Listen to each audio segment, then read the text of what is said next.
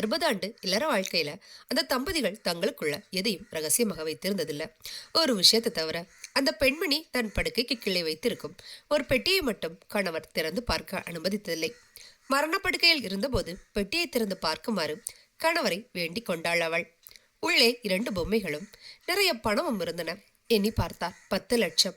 மனைவி சொன்னாள், சந்தோஷமான மன வாழ்க்கையின் ரகசியமே வாக்குவாதங்களையும் தவிர்ப்பதில் தான் இருக்கிறது என்று கல்யாணத்தின் போது என் அம்மா அறிவுரை சொன்னார். அதனால் நீங்கள் எது சொன்னாலும் எதிர்த்து பேசியதில்லை. எனக்கு பிடிக்காத விஷயங்களை நீங்கள் பேசும்போது செய்யும்போது எனக்கு கோபம் வரும். அப்போது பொம்மைகள் செய்து என் கோபத்தை தணித்துக் கொள்வேன். பெட்டியில் இருந்தது 2 பொம்மைகள். 60 வருட இல்லற வாழ்க்கையில் 2 தடவை மட்டும் மனைவியை கோபப்படுத்தியிருக்கிறேன் என ஆறுதல் நினைத்து கொண்டவர், அது சரி, இந்த பணம் ஏது என்று கேட்டார்.